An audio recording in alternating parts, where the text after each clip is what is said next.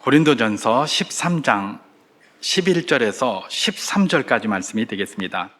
내가 어렸을 때에는 말하는 것이 어린 아이와 같고 깨닫는 것이 어린 아이와 같고 생각하는 것이 어린 아이와 같다가 장성한 사람이 되어서는 어린 아이의 일을 버렸노라. 우리가 지금은 거울로 보는 것 같이 희미하나 그때에는 얼굴과 얼굴을 대하여 볼 것이요 지금은 내가 부분적으로 아나 그때에는 주께서 나를 아신 것 같이 내가 온전히 알리라. 그런즉 믿음, 소망, 사랑 이 세 가지는 항상 있을 것인데 그 중에 제일은 사랑이라. 아멘. 우리 속담에 안고 없는 찐빵이다 라는 말이 있습니다. 안고 없는 찐빵. 이 안고라는 말이 일본 말에서 차용된 거라고 그래서 팥소 뭐 이런 걸 써야 된다는데, 근데 팥소 없는 찐빵 그러니까 이게 뭐가 좀 이상해요. 그러니까 팥이 아니고 또 거기 만두도 있잖아요, 그죠? 잡채도 있고 이런 것도 있는데, 그러면 소 없는 찐빵 이러려니까 이것도 조금 이상해요. 그래서 그냥 우리에게 익숙한 걸로 안고 없는 찐빵으로 그렇게 소개하면서 우리가 늘 그런 걸 들었으니까 말입니다. 그렇게 한번 메시지를 시작하려고 합니다. 안고 없는 찐빵. 요즘 찐빵 많이 드십니까? 예, 찐빵 거의 잘 안 드시죠? 그죠? 이전에는 찐빵 많이 먹었습니다. 제가 어렸을 때 이렇게 보면 고등학교 형들, 뭐 누나들 이런 분들이 어디 가서 이렇게 만납니다. 그럼 어디서 꼭 만납니까? 빵집에서 만납니다. 그 빵집이 파리바게트 아닙니다. 그 빵집이 뚜레쥬르 아닙니다. 어디입니까? 동네에 있는 찐빵집입니다. 찐빵집에 가서 그걸 만나요.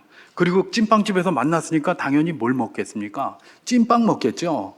찐빵집에 가서 무슨 핫도그를 먹겠습니까? 뭘 먹겠습니까? 그죠? 찐빵 먹어요.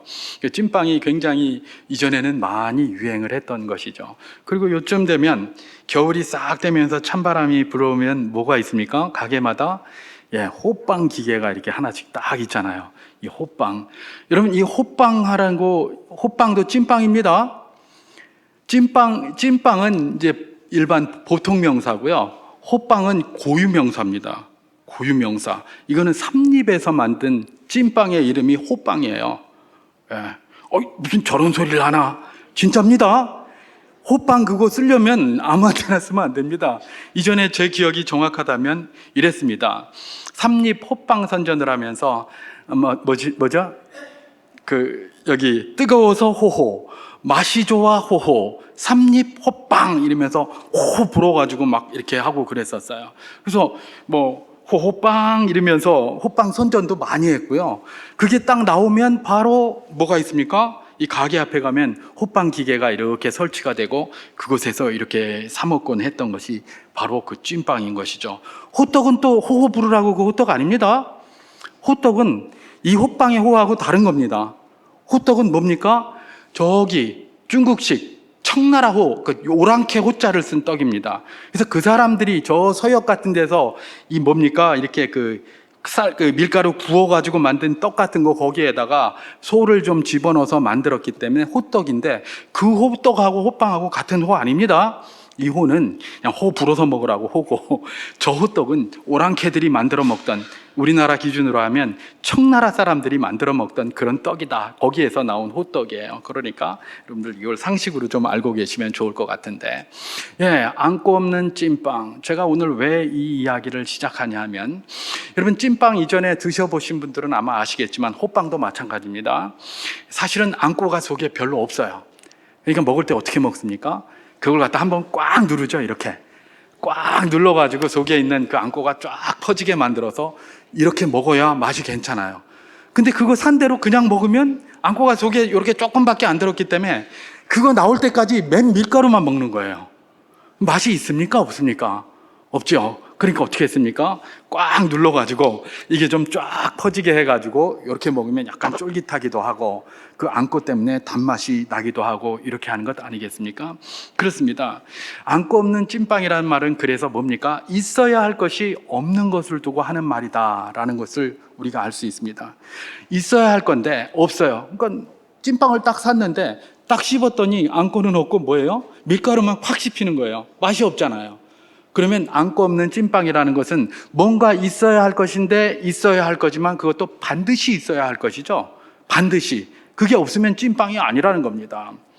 안고 없는 찐빵이라는 말은 뭡니까? 뭔가 있어야 할 것이 있어야 하는데 없기 때문에 하는 말이라는 것이지만 그 있어야 할 것은 그저 있어도 되고 없어야도 되는 게 아니라 반드시 있어야 할 거예요. 그렇기 때문에 안고가 없으면 찐빵이 아니다라고 이야기를 하면 정확할 것입니다. 안고 없는 찐빵, 안고 없으면 찐빵입니까? 아니라는 겁니다. 여러분, 세상 만사, 찐빵만 그렇습니까? 세상 만사가요, 이 안고와 같은 것이 있어요. 세상 만사에는 이 안고와 같은 것이 있어서 그것이 있어야 비로소 그 구실을 하고 그렇게 부름을 받을 수가 있어요. 그것이 없으면 더 이상 찐빵이 아니듯 그것도 그것이 아니에요. 특별히 인생들에게는 그렇습니다.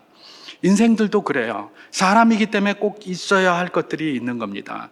그래서 그것이 없으면 우리는 뭡니까? 개 아무개 이렇게 하잖아요. 그죠? 사람이라고 부르지 않습니까? 네가 사람 아무개가 개 아무개지, 이런 욕이 있잖아요. 그런 것이 없으면 그렇게 말하는 거예요. 뭔가 이게 꼭 있어야 되는데 그게 없으면 더 이상 사람 구실을 못하고 사람 취급을 받지 못한다, 그런 이야기죠. 그래서 특별히 그런 걸 뭐라고 얘기를 합니까? 조금 뭐 안고 이렇게 말하면 좀 그러니까 그런 걸 사람들이 가지고 있는 품격이다, 뭐 이렇게 이야기를 하지 않겠습니까? 인품이 있다, 품격이 있다, 또는 사람답다, 뭐 이런 말이 있잖아요. 그죠? 그래서 무슨 남자답다, 여자답다, 군인답다, 뭐 정치인답다, 목사답다, 뭐 그리스도인답다, 이런 답다라는 말, 이런 것들이 있는 겁니다. 왜냐하면 그 속에 뭔가 품격이 있기 때문에 그래요. 만약에 팥소가 들어있으면 그것은 팥찐빵이고, 만두소가 들어있으면 야채찐빵이고, 이렇게 다르듯이 거기에 그가 무슨 안고를 가지고 있느냐, 무슨 품격을 가지고 있느냐에 따라서 다 이렇게 달라지는 것이죠. 특별히 사람들이 그렇다고 했습니다. 근데 요즘은 그런 말 하죠. 무슨 남자답다, 여자답다, 군인답다, 뭐 품격이나 이런 답다, 이런 이야기를 하면 그거는 사회가 만들어낸 사회적 산물이니까 그런 굴레로부터 벗어나야 된다, 뭐 이런 주장들을 많이 합니다. 우리가 그런 거 듣고 살잖아요. 그죠? 뭐 그 사람들 주장이 뭐 틀렸다고 볼 수도 없고, 사실상 사회에서 그 사회에 따라서 그 품격이나 보는 그 다움이라는 건 다 다르기 때문에 인정은 할 수가 있어요. 그러나 소위 아리스토텔레스가 이야기했다고 하는 인간은 사회적, 원래는 정치적 동물이라고 그랬어요. 우리말로 번역을 하면. 근데 우리는 사회적 동물로 알고 있으니까, 인간은 사회적 동물이라고 할 때에 혼자 산속에 들어가서 사는 거 아니라면, 이 땅에서 살아가고 있는 존재라면 그 사회에서 요구하는 품격들을 갖춰야 살 수가 있는 것이죠. 그걸 못 갖추면 요거도 먹게 돼 있고요, 그걸 못 갖추면 그들과 함께 살 수가 없는 거예요. 그러니까 뭐 이게 사회적 굴레든 뭐든지 간에 거기에서 그 시대에 그렇게 그 사람들과 함께 살려면 혼자 산속에 들어가면 상관없어요. 근데 그렇게 살려면 거기서 요구하는 그런 가치들이나 품격들을 갖추려고 몸부림쳐야 되는 것입니다. 그래서 에티켓이라는 것들이 있는 것 아니겠습니까? 바로 그런 것입니다.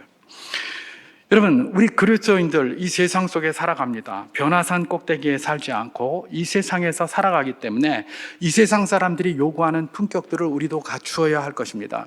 그러나 무엇보다도 우리는 누구입니까? 하나님 나라의 백성들입니다.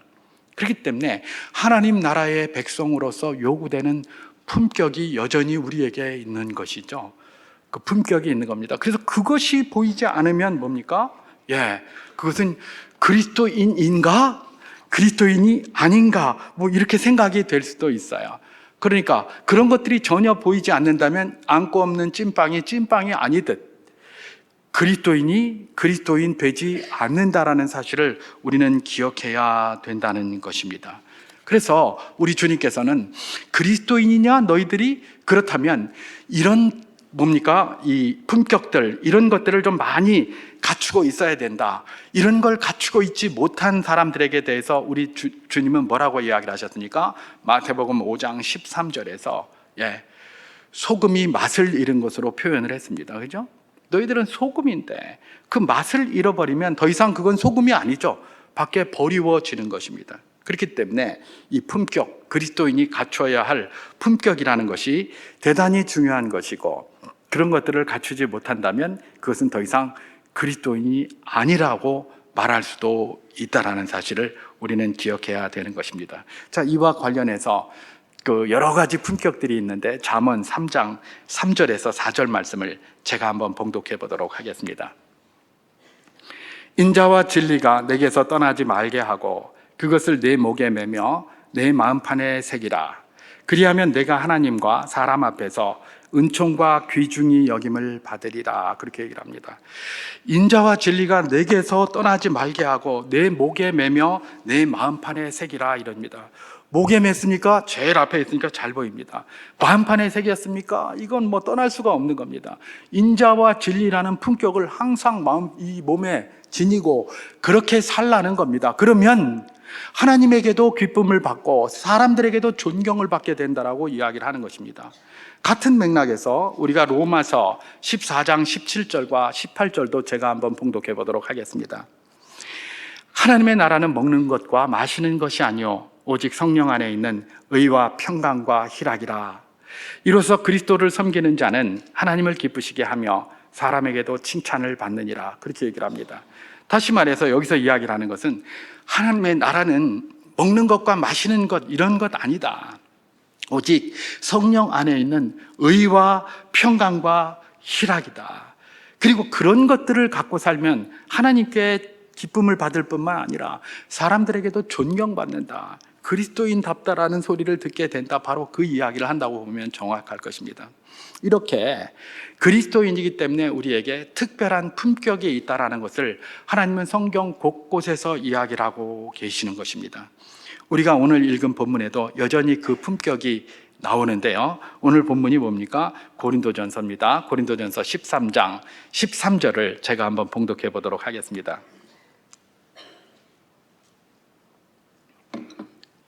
그런즉 믿음, 소망, 사랑 이 세 가지는 항상 있을 것인데 그 중에 제일은 사랑이라 이렇게 기록하고 있습니다. 우리가 너무나 잘 아는 그런 말씀입니다.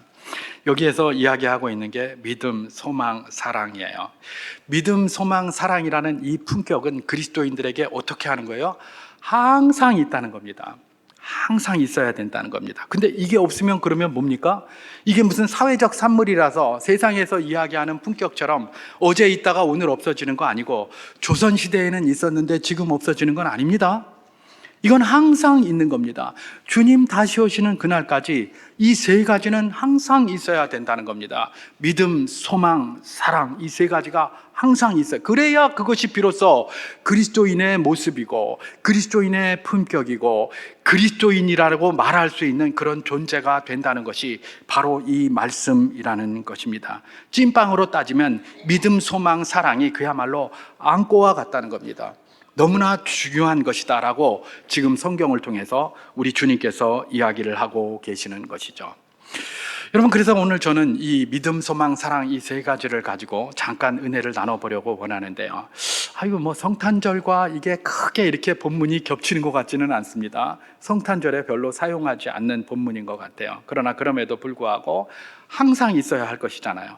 성탄절이라고 예외는 되지 않습니다. 항상 있어야 합니다. 뿐만 아니라 성탄절에는 이 세 가지가 더욱더 필요하다고 생각합니다. 그래서 제가 오늘 메시지의 제목에 성탄절에 더욱 있어야 할 것들, 딴 때도 있어야 하지만 성탄절에 더욱 있어야 할 것이라고 제가 메시지의 제목을 붙인 것입니다. 그래서 이 세 가지, 우리가 너무나 잘 아는 이 세 가지를 가지고 잠시 은혜를 나누려고 그렇게 준비를 해 본 것입니다. 자, 그러면 그리스도인들에게 있어서 안고와 같은 것, 이것이 빠지면 마치 안고 없는 찐빵과 같이 되는 그 세 가지 하나씩 알아봅니다. 먼저 믿음을 살펴봅니다. 믿음은 항상 있어야 될 그리스도인의 품격이지만 특별히 성탄절에 더 필요한 겁니다. 왜 그렇습니까? 성탄절의 가르침이 믿음이 없이는 이해가 안 되기 때문에 그렇습니다. 성탄절의 가르침이 뭡니까? 성육신입니다. 성육신, 말씀이 육신이 됐다는 것이죠. 요한복음 1장 14절 말씀을 제가 한번 봉독해 보도록 하겠습니다. 말씀이 육신이 되어 우리 가운데 거하심에 우리가 그의 영광을 보니 아버지의 독생자의 영광이요 은혜와 진리가 충만하더라. 그렇게 기록합니다. 말씀이 육신이 되었다. 이해가 됩니까? 그리고 아까 우리 김종현 장로님께서 기도하실 때도 나왔습니다마는 동정녀의 탄생, 이해가 됩니까? 이게 잘 안 되잖아요. 이게 요즘 과학주의, 과학의 세상을 살아가고 있는 우리들에게 이해가 잘 안 돼요. 뿐만 아니라 이해가 안 되는 세상 사람들이 이걸 고백하고 있는 우리들을 향하여 뭐라고 얘기를 합니까? 어리석다, 이렇게 얘기를 합니다. 그래서 성탄절에는 다른 때도 믿음이 필요하지만 더욱더 믿음이 필요해요. 더욱더. 왜냐하면 주께서 가르쳐 주신 이걸 믿어야 하기 때문에 그렇습니다. 주께서 이해할 수 없게 만든, 이해할 수 없는 이런 것들을 우리에게 가르쳐 주셨기 때문에 그걸 믿어야 하기 때문에 더욱더 믿음이 필요한 거예요. 세상 사람들은 그럽니다. 뭐라고 얘기를 합니까? 아이고, 그거는 고대인들 같이 어리석은 사람들이나 믿었지. 아직도 이 과학주의 사회에 너희들이 그런 걸 믿고 앉았느냐? 동정녀 탄생이라니. 여러분, 1920년대에 미국에 장로교 논쟁이 있었습니다. 거기에 무슨 논쟁이 있었냐 하면, 목사 안수를 하는데 말입니다. 목사 안수를 하는데 이렇게 반드시 거기다가 서명하라고 한 게 있어요. 고백을 하라고. 우리도 요새 이제 목사 이렇게 그 고시 같은 거 이렇게 보게 되면 항상 이 서명하게 하는 게 있습니다. 그게 뭡니까? 예를 들면 동성애 같은 것들을 갖다가 인정하지 않는 것, 그런 것들에 대한 네 신앙 고백을 하라라는 것들을 반드시 거기다가 이렇게 서명을 하게 합니다. 그리고 그것에 대해서 글을 써서 내게 하고 논문을 써서 내게 하고 막 그렇게 하는 거예요. 그때도 그렇게 했었어요. 근데 그 중에 뭐예요? 그리스도의 동정녀 탄생, 그 다음에 그리스도께서 대속적인 죽음으로 우리에게 오셔가지고 우리 모든 죄를 사하여 주셨다, 이런 것들을 비롯해서 5가지였습니다. 아니, 목사 안수를 받는데, 목사가 될 사람인데 동정녀 탄생 당연히 믿어야 될 것 아닙니까? 근데 그때는 안 믿는 사람들이 벌써 있었던 거예요. 그러니까 이걸 반드시 서명을 하라 그랬더니 신학계에서도 막 저기 하고 자기들끼리 난리가 나가지고 서로 다툰 게 뭡니까? 그거 하지 말자라는 것이었습니다. 아니, 이런 그리스도의 동정녀 탄생에 대해서 그걸 서명을 하지 말자? 이거는 인간의 양심이 과학주의적 사고에서 맞지 않으니까 서명을 하지 말자? 이게 미국의 장로교회에서 있었던 이야기입니다. 그것도 지금 그런 게 아니라 1920년대에 있었던 이야기예요. 여러분, 뭘 이야기를 하고 있습니까? 우리는 그렇게 고백하고 있지만 이거 잘 이해하기가 어렵다는 겁니다. 그러니까 이건 큰 믿음이 아니면 그냥 믿어지지가 않는 거예요. 그러면서 이걸 그러면 왜 성경에서 이야기했냐? 그랬더니 그는 고대 사람들이 미련해서 그랬다라고 그렇게 이야기를 하는 것이죠. 여러분, 고대 사람들이 미안했나요? 요즘 사람들은 자기들이 제일 똑똑한 줄 알아요. 무슨 말씀을요? 온갖 학문의 뿌리는 다 어디에 있는 겁니까? 고대 사람들에게서 나왔어요. 지금도 음악도 요즘은 저기 합니다마는 전부 이전의 음악들 갖다가 계속해서 거기 따라가고 있지 않습니까? 옛날 사람들이 머리가 우리보다 더 좋았어요. 여러분, 성경 한번 읽어보세요. 여러분, 이해됩니까? 이해 잘 안 되잖아요. 제가 신학 공부하고 박사학위를 따고 5만 걸 다 해도 이해 안 되는 게 천지입니다. 근데 그 당시에 그 사람들은 다 이해가 됐어요. 그러니까 그런 이야기 한 것 아닙니까? 그 사람들을 무시하면 안 됩니다. 그런데 말입니다, 성경이 가르치는 이런 교리들은 그 당시 사람들도 잘 안 믿었었어요. 성경이 가르치는 거 동정녀 탄생 이런 거 말입니다. 그리고 뭡니까? 십자가 이런 거 말입니다. 그 다음에 이 뭡니까? 성육신 이런 거 그 당시 사람들도 안 믿었어요, 잘. 오늘 사람만 안 믿는 줄 압니까? 그 당시 사람들도 안 믿었어요. 상식적이지 않으니까 말이에요. 그래서 성경에 보면 이런 말이 있습니다. 예를 들면 십자가와 관련해서 고린도전서 1장 22절에서 23절을 제가 한번 봉독해 보도록 하겠습니다. 유대인은 표적을 구하고 헬라인은 지혜를 찾으나 우리는 십자가에 못 박힌 그리스도를 전하니 유대인에게는 거리끼는 것이요 이방인에게는 미련한 것이로되. 십자가를 이야기를 하니까 유대인들은 거리끼는 거예요. 메시아가 온다고 해서 오기는 왔는데 메시아가 십자가에 달려 죽는다? 유대인들은 그런 메시아를 생각해 본 적이 없어요. 그야말로 철권 통치를 하면서 와서 로마를 몰아내고 다윗의 왕조를 다시 세우고 이런 강력한 메시아를 생각했지, 이렇게 십자가에서 무기력하게 죽어가는 메시아를 생각해 본 적이 없어요. 그러니까 십자가라고 하면 마음이 걸리는 겁니다. 스캔들론 스캔들에 빠지는 겁니다. 스칸달론. 그래서 자꾸 걸려 넘어지고 안 되고 뭐 이렇게 되는 거예요. 그때도 안 믿었어요. 지금만 과학주의고 똑똑하고 그때는 무식하고 그 뭐 비과학주의라서 그런 게 아닙니다. 그때도 못 믿었어요, 이걸. 그러니까 성경이 기록하고 있는 것 아닙니까? 여러분, 성육신에 대해서는 어떻습니까? 요한 2서 1장 7절을 제가 한번 봉독해 보도록 하겠습니다. 미혹하는 자가 세상에 많이 나왔나니 이는 예수 그리스도께서 육체로 오심을 부인하는 자라. 이런 자가 미혹하는 자요 적그리스도니. 그렇게 얘기를 합니다. 예수 그리스도께서 육체로 성육신 하셨다는 것을 안 믿는 거예요. 안 믿는 거예요. 지금만 안 믿는 거 아닙니다. 그때도 안 믿었어요. 그때도 안 믿었어요. 여러분, 세상에서 막 그럽니다. 교회는 뭐 이렇게 이런 거 이야기를 하고 이러면서 사람들 끌어모아 가지고 무슨 주식회사 만들려고 한다, 이런 이야기 참 많이 해요. 왜? 그러면 말입니다, 이런 믿지도 않는 이런 말 자꾸 하면 유익합니까? 안 합니까? 아니, 믿을 수 있는 말을 해야지. 그 당시에도 못 믿는 말이잖아요, 이거. 그럼 그 당시에 사람 많이 끌어들이려면 믿을 수 있는 말을 해야지. 사람들에게 이해를 되는 말을 해. 그래 사람들이 많이 끌어모여서 주식회사가 될 것 아닙니까? 주 예수가 될 것 아닙니까? 주식회사 예수.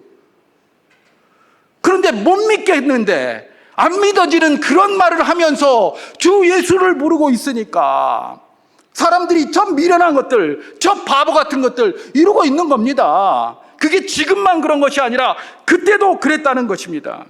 오히려 당시의 사조인 영지주의라는 것을 따라가지고 말입니다, 이 사람들이 가르치는 것 저 잘못된 거다 막 이렇게 이야기를 하는 겁니다. 오늘하고 똑같습니다.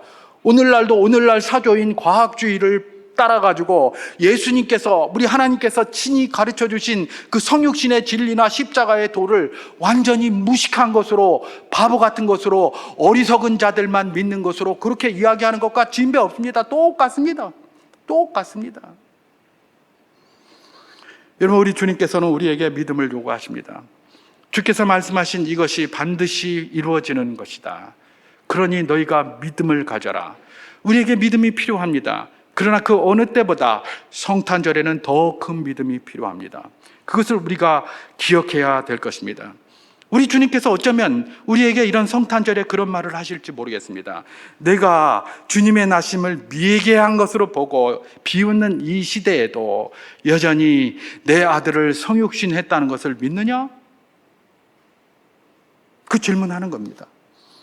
과학주의 세상에서 다 그건 미개한 사람들이 떠든다고 하고 있고 네가 생각해도 잘 이해되지 않는데 하나님이 그렇게 말씀하셨으니 너는 어떠냐? 너는 믿느냐? 그 질문을 하고 있는 것입니다. 우리가 다 이해할 수 없지만 주의 여종이니 주의 뜻대로 되기를 원합니다라고 고백했던 마리아의 고백처럼 우리의 머리로 이해되지 않지만 하나님의 말씀인 성경이 그렇게 이해했고 우리 믿음의 선배들이 그 믿음으로 살았고 목숨을 바쳤던 것들을 기억하면서 우리도 믿습니다라고 고백할 줄 아는 복된 분들 다 될 수 있기를 주님의 이름으로 축원합니다. 이것이 우리에게 필요한 것입니다. 이런 믿음은 사람이 만들어내는 게 아닙니다. 우리가 결단했다고 그런 믿음이 생기는 게 아니에요. 믿음은 누가 주는 겁니까? 우리 하나님이 주시는 것인 줄 믿습니다. 그렇기 때문에 어떻게 해야 됩니까? 이런 성탄절에 주님, 우리가 큰 믿음 갖기를 원합니다. 큰 믿음 주시옵소서. 그래서 이 세파에서 우리를 유혹하는 이 많은 것들로부터 내가 흔들리지 않는 믿음의 길에 서 있을 수 있도록 은혜를 베풀어 주시옵소서. 그렇게 기도하는 겁니다. 후히 주시고 꾸짖지 아니하시는 우리 주님께서 우리의 기도에 응답하셔서 큰 믿음 허락하실 줄 믿습니다. 다음은 소망입니다. 소망 한번 생각해 보겠습니다. 오늘 본문에 소망으로 번역된 단어가 엘피스입니다. 우리 엘피스 찬양대 있죠, 그죠? 엘피스 찬양대 있습니다. 소망입니다. 소망은 앞으로 일어날 일에 대한 기대 내지는 확신을 우리가 소망이라고 그렇게 이야기를 합니다. 여러분, 성탄은 특별히 우리에게 소망을 요청합니다. 다른 모든 날도 우리가 소망 갖고 살기를 원하지만 성탄절에는 특별히 더 소망을 강조하고 소망을 붙들 것을 요구하고 있는 것이죠. 여러분, 주님께서 성육신 하실 그 당시 이스라엘 사람들의 소망이 뭐였습니까? 메시아가 오는 것이었습니다. 그죠? 그래서 그분들은 메시아를 보내달라고 그렇게 기도를 했습니다. 그렇게 기도하신 응답이 뭡니까? 성육신이에요. 그 소망을 가지고 기도하신 그 기도의 응답이 성육신이에요. 여전히 오늘도 마찬가지입니다. 오늘 우리도 소망을 가지고 기도해야 합니다. 그러면 거기에 대한 응답이 있을 것입니다. 그렇기 때문에 성탄절에 다른 무엇보다도 소망을 가지고 기도해야 되는 것입니다. 다른 어떤 때도 소망이 필요하지만 성탄절은 특별히 소망이 더 필요해요. 그런데 오늘 본문에 나오는 믿음, 소망, 사랑할 때 이 소망은 그야말로 성육신의 소망일까요? 그건 아닙니다. 이미 이 말씀을 사도 바울이 쓸 때는 성육신 하시고 이미 예수님께서 십자가에 달리시고 부활하시고 승천하시고 모든 일들이 다 지나갔을 때의 이야기이기 때문에 그렇습니다. 그러면 이 소망은 무슨 소망을 이야기를 하는가? 오늘 본문 고린도전서 3장 12절을 제가 한번 봉독해 보도록 하겠습니다. 우리가 지금은 거울로 보는 것 같이 희미하나 그때에는 얼굴과 얼굴을 대하여 볼 것이요 지금은 내가 부분적으로 아나 그때에는 주께서 나를 아신 것 같이 내가 온전히 알리라, 그렇게 얘기를 합니다. 이게 지금 잡으라 하는 소망입니다. 소망인데 지금은 우리가 거울로 보는 것 같이 희미하나 이렇게 얘기를 합니다. 우리는 요즘 우리 거울은 뭐 환하죠, 그죠? 근데 거울만 보면 다 보지만 그때만 해도 우리가 잘 아는 것처럼 동거울입니다, 그죠? 동거울. 그러니까 이게 봤는데 이게 뭐 누러니까 이게 뭐 잘 안 보이는 겁니다. 뭐 이런데 좀 이런 거나 보이지, 이런데 티 같은 거 이런 거 하나도 안 보이고 뭐 여드름도 잘 안 보이고요, 그죠? 왜 무슨 죽은 깨나 무슨 티 같은 거 이런 거 하나도 안 보입니다. 그러니까 이걸 뭐 짜고 뭐 하는 게 아니라 머리나 똑바로 빗고 이런 거밖에 할 수 있는 게 별로 없어요. 그러니까 희미한 거예요. 그러니까 지금은 우리가 이 동거울을 보는 것처럼 하나님을 아는 일이 희미하다. 그런데 그때가 되면 뭡니까? 주께서 우리를 아시는 것처럼 우리도 주를 밝히 알게 된다는 거예요. 이야, 사도 바울의 이 고백은 뭐예요? 주께서 우리를 아시는 건 확실히 아신다는 거예요. 근데 우리가 주를 아는 거는 희미한 거예요. 근데 그때가 되면 안다는 거예요. 그럼 그때가 언제일까요? 짧게는 내가 이 세상의 삶을 다 마치고 주님 앞에 섰을 때에 그 이야기를 할 수도 있습니다. 그죠? 그러나 지금 이때의 이 말은 우리가 기억할 필요가 있습니다. 사도 바울은 주님 곧 오시는 줄 알았어요. 주님 곧 오시는 줄 알았어요. 고린도전서를 쓸 때만 해도 제가 전에 말씀드렸죠? 주님 금방 오신다고 생각했었습니다. 그러니까 여기서 말하는 주를 보고 주님이 우리를 아는 것처럼 그때에는 우리가 주를 확실히 알리라 라고 말한 그것은 언제냐? 주님 다시 오시는 것을 이야기를 합니다. 주님 다시 오시는 그때를 소망하라는 이야기입니다. 다시 말해서 성탄절에 처음에 이 유대 이스라엘 사람들이 메시아의 오심을 소망했던 것, 그 소망에 따라 약속대로 주님께서 성육신을 허락해 주셨다면 이제 우리에게는 뭡니까? 소망을 가져야 되는데 우리 믿음의 선배들이 그랬던 것처럼 주님 반드시 다시 오십니다. 마라나타의 그 소망을 가지라는 겁니다. 그러면 반드시 그것도 성육신 하셨던 것처럼 반드시 마라나타를 이루어 주시겠다, 그런 소망을 붙들고 살아야 된다는 겁니다. 그래서 성탄절에 더 힘있고 더 우리가 의지해야 될 것, 더욱더 가져야 될 우리의 특별한 특성이 있고 특별한 본분이 있고 특별한 다움이 있고 특별한 것이 있다면 무엇입니까? 소망을 붙잡는 겁니다. 그것이 우리의 특성이 되어야 된다는 것입니다. 그게 바로 뭡니까? 성경이 우리에게 이야기를 하고 있는 것입니다.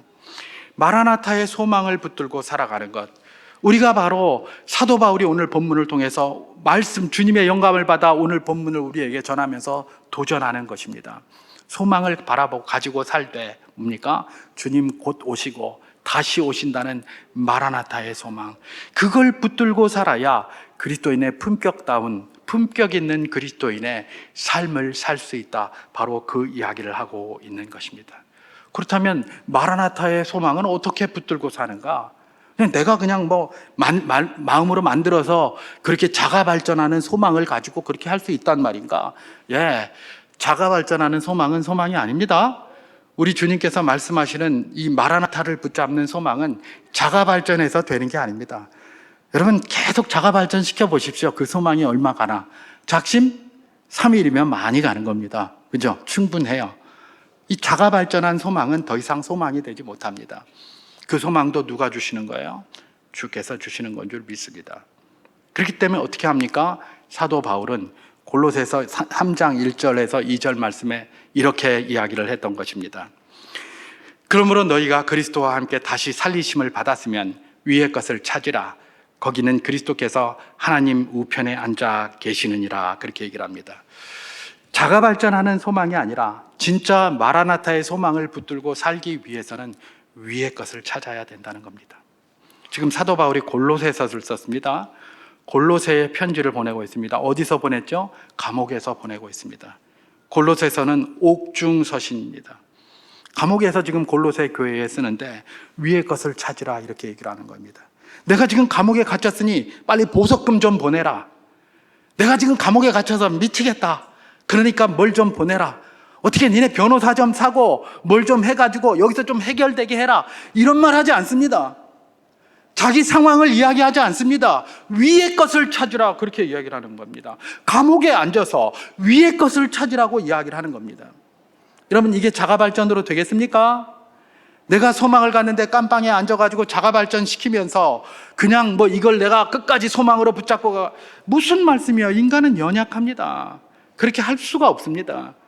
자가발전되지 않는 거예요. 그러니까 위의 것을 찾아야 하는 겁니다. 우리가 위의 것을 찾기 위하여 오늘도 이 자리에 나와 있는 줄 믿습니다. 우리 주님만이 우리의 모든 것들을 인도하시고 아름답게 하시는 분이신 줄 믿기에 이 자리에 나와 주님 말씀으로 도전하고 주님 말씀으로 다시 한번 결단하고 하는 겁니다. 이 결단이 내일 희미해질 수 있고 오늘 저녁에 희미해질 수도 있습니다. 그렇기 때문에 우리가 날마다 주의 은혜를 구하고 위의 것을 찾아야 되는 겁니다. 아래 것 쳐다보면 절대 거기서 소망 생기지 않습니다. 여러분, 세상 보십시오. 저 세상 보고 소망이 생깁니까? 짜증만 나오고 욕만 나오지. 아닙니까? 저만 그런가? 아니, 저는 요새 막 그냥 뉴스 끊어버렸습니다. 그냥. 예. 뉴스만 보면 막 짜증이 솟아 올라가지고 말입니다. 어떻게 이런 일이, 이런 거예요. 목사가 뉴스를 많이 봐야 되는데. 그래서 제가 다른 건 몰라도 늘 뉴스는 보거든요. 저는 뭐 드라마 이런 건 안 봅니다. 근데 뉴스는 꼭 보는데, 요새는 뉴스를 봐도 짜증이 나요. 짜증이 나니까 막 소망이 없어요. 그러니까 늘 마음속에 나오는 게 뭡니까? 마라나타입니다. 주여 어서 오시옵소서. 마라나타, 주여 어서 오시옵소서. 그래야 해결되지. 이 인생들에게 이거 안 되겠습니다. 이러고 앉았단 말이에요. 여러분, 우리 소망이 세상에서 주는 것 아닙니다. 하나님이 주시는 것입니다. 그렇기 때문에 위의 것을 찾으며 거기에 매달리고 나아갈 때에 세상이 주지 못하는 평강, 그 소망을 우리가 가질 수 있게 된다는 것입니다. 그게 바로 이 성탄절에 우리에게 필요한, 더욱더 있어야 할 것이라는 것을 기억하면서 하나님, 우리가 소망, 주님 곧 오심에 대한 소망을 꼭 붙들고 세상 것에 일희일비하지 않고 주님 것 바라보며 살아가는 복된 삶 되게 하여 주시옵소서. 세상 것이 불필요해서 그러는 것이 아닙니다. 그것이 우리에게 소망을 줄 수 없기 때문에, 그것 때문에 우리가 그것을 위하여 살아가지만 우리의 소망을 그것이 주지 못하기 때문에 진정한 소망을 주시는 위의 것을 바라봅니다. 늘 주님 앞에 초점을 맞출 수 있도록 은혜를 베풀어 주시옵소서. 이렇게 기도하는 건 말입니다. 이 성탄절에 우리가 해야 될 중요한 일인 줄 믿습니다. 마지막으로 사랑 한 가지만 더 살펴봅니다. 성탄은 우리에게 사랑하라고 요청합니다. 마태복음 20장 28절 제가 한번 봉독해 보겠습니다. 인자가 온 것은 섬김을 받으려 함이 아니라 도리어 섬기려 하고 자기 목숨을 많은 사람의 대속물로 주려 함이니라. 그렇게 얘기를 합니다. 마가복음 10장 45절에서도 동일하게 이야기를 하셨는데, 우리 주님이 이 땅에 성육신 하신 이유에 대해서 말씀해 주시는 겁니다. 뭐라고요? 섬김을 받으려 함이 아니라 도리어 섬기려 하고 자기 목숨을 그 사람들의 대속물로 주려고 왔대요. 여러분, 오늘 성탄절입니다. 2000년 전 주님이 성육신하신 이유가 뭐라고요? 우리 섬기러 오셨고요, 우리를 위하여 자기 몸을 대속물로 빚 갚는 데 주러 왔다는 겁니다. 인생이 죄악 가운데 빚져 있는 그 빚을 갚기 위해서 이 땅에 오셨다는 거예요. 대속하러 오셨다는 거예요. 우리가 그야말로 엄청난 빚이 있는데 그 빚 대식값으로 오셨다는 거예요. 여러분, 이게 저와 여러분뿐만 아니라 이 세상의 모든 것들을 위해서 주님께서 그렇게 성육신 하셨다는 것이죠. 여러분, 세상이 주님을 존경해서 그랬습니까? 아니, 그쯤 하러 왔으면 세상이 존경해야죠. 근데 존경 안 했어요. 쌍욕해대고 못 믿겠다고 하고 욕하고 때리고 채찍질하고 과연 십자가에 두들겨 목까지 박은 그런 세상이에요. 그런데 그들을 대속하기 위하여 우리 주님이 성육신 하셨다는 거예요. 그들은 내버리기 위해서 오신 게 아니라 그들을 포함해서 모든 자들을 사랑하셔서 대속물로 주고 그들을 섬기기 위하여 오셨다라고 말씀하시는 것입니다. 그 은혜로 말미암아 우리도 버려져 있던 존재들인데 우리도 구속을 받았고 우리도 그리스도인이 되어 우리 하나님을 감히 아버지라고 이야기할 수 있게 된 것, 그것 아닙니까? 예, 그렇습니다. 우리 주님께서는 당신이 우리를 사랑하신 것처럼 우리도 사랑하라고 이야기를 하셨습니다. 그런데 네가 좋아하는 사랑만 사랑하는 것이 아니라 심지어 너에게 채찍 휘두르고 너에게 뺨을 치고 십자가에 못 박는 자라도 사랑하려고 수고해라, 이렇게 얘기를 합니다. 사랑하라고 수고해라, 노력해라. 잘 안 돼요. 그걸 어떻게 사랑할 수가 있습니까? 원수는 때려야 마시고 그냥 짓 밟아야 마신데, 시편 보십시오. 막 짓 밟아버리고 원수를 그냥 막 이래야 된다, 이렇게 얘기를 하잖아요. 그게 인간의 본성이에요, 본성. 그런데 우리 주님께서는 그 본성을 거스려서 내가 너를 사랑한 것처럼 너희도 서로 사랑하고 세상에 그런 욕하는 자들도 사랑하라라고 이야기를 하는데, 그게 우리 본성으로 되겠습니까? 안 되는 겁니다. 그러니까 주님께서 사랑하려고 몸부림치고 수고하라라고 이야기를 하는 겁니다. 제가 디모데후서 3장 1절에서부터 5절까지 말씀을 한번 봉독해 보도록 하겠습니다. 너는 이것을 알라. 말세에 고통하는 때가 이르러 사람들이 자기를 사랑하며 돈을 사랑하며 자랑하며 교만하며 비방하며 부모를 거역하며 감사하지 아니하며 거룩하지 아니하며 무정하며 원통함을 풀지 아니하며 모함하며 절제하지 못하며 사나우며 선한 것을 좋아하지 아니하며 배신하며 조급하며 자만하며 쾌락 사랑하기를 하나님 사랑하는 것보다 더하며 경건의 모양은 있으나 경건의 능력은 부인하니 이 같은 자들에게서 내가 돌아서라, 이렇게 얘기를 합니다. 여러분, 이 말은 세상 사람들에게 하는 말이 아닙니다. 세상 사람들은 다 그래요. 그런데 세상 사람들에게 하는 것이 아니라 교회에 들어와 있는 바로 그 사람들에게 지금 이런 현상들이 있다는 겁니다. 말세의 증상으로 오늘 우리에게 이야기를 하는 겁니다. 그런데 이런 일들이 왜 생긴다고요? 왜 이런 일들이 생긴다는 겁니까? 예수님의 사랑을 잊어버렸기 때문에 그런다는 겁니다. 주님께서 사랑하셨는데, 예수님이 우리를 사랑하신 걸 기억하면 우리가 이런 것들이 나타나지 않는데, 이런 것들이 왜 나타납니까? 그 사랑을 다 잊어버렸기 때문에 그래요. 사랑을 다 잊어버렸기 때문에. 사랑을 잊어버렸으니까 수고를 잘 하지 않는 거예요. 여러분, 우리는 죄된 본성을 가지고 있습니다. 그렇기 때문에 서면 앉고 싶고 앉으면 눕고 싶고 누우면 자고 싶은 게 인생입니다. 그렇잖아요? 그렇기 때문에 내가 뭡니까? 내 본성에 맞지 않는 거는 그저 되는 게 아닙니다. 몸부림쳐야 되는 겁니다. 수고를 해야 되는 겁니다. 근데 본성에 맞는 건 그렇게 수고할 필요가 없어요. 자기를 사랑하는 거, 돈을 사랑하는 거, 이런 거 본성에 너무 잘 맞잖아요. 뭐 그리스도인이라고 자기 사랑 안 하고, 뭐 저는 뭐 목사라고 뭐 저 사랑 안 하고 돈 사랑 안 합니까? 아닙니다. 저도 저 사랑하고 돈 좋아합니다. 예. 그런데 여기에서 지금 말하는 건 그렇기 때문에 뭘 이야기를 합니까? 가만히 있으면 자기 사랑하게 돼 있고요. 가만히 있으면 돈 사랑하게 돼 있고요. 가만히 있으면 욕하고 싸우게 돼 있고요. 가만히 있으면 무자비하게 돼 있고요. 그렇게 돼 있어요. 가만히 있으면 그렇게 돼 있어요. 그런데 주님께서 뭐라고 얘기를 하셨습니까? 내가 너희를 사랑한 것처럼 너희도 사랑하라라고 하셨어요. 사랑하라는 것은 가만히 있으면 되는 게 아닙니다. 몸부림쳐야 되는 겁니다. 수고해야 되는 겁니다. 그래서 그게 언제 끝날지 몰라요. 주님 앞에서는 그날까지 우리가 그걸 완수하지 못할 겁니다. 그럼에도 불구하고 우리는 못하니까 그만두자 라면 이렇게 말세의 증상으로 빠지게 된다는 겁니다. 성탄절에 주께서 이 땅에 오신 것이 뭡니까? 내가 너희를 사랑하여서 이렇게 온 것처럼 너희도 사랑하라는 겁니다. 어떻게 해요?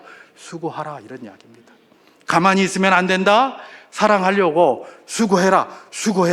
작은 것 하나부터 실천하고 수고해봐라, 힘써봐라, 노력해봐라, 땀 흘려봐라, 그렇게 이야기를 하는 것입니다. 말씀을 정리합니다. 성탄절에 더욱 필요한 이 그리스도인의 품격이 있다고 했습니다. 그것은 이 과학주의 세상에서 모든 것들을 다 불신하고 있는, 하나님의 가르침을 불신하고자 하는 이 세상에서도 너는 그래도 나를 믿겠느냐, 내 말을 믿겠느냐라고 요구하시는 그 하나님의 도전을 우리 마음에 새기면서 큰 믿음 더하여 주시옵소서라고 하는 그 믿음입니다.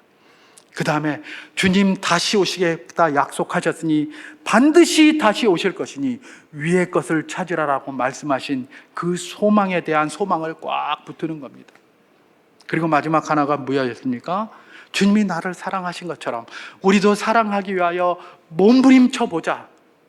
그것이 어떤 것이든지 간에 우리는 근본적으로 사랑 잘 못합니다. 그러니까 몸부림치라는 겁니다. 몸부림치라는 것은 어느 수준이 있는 게 아닙니다.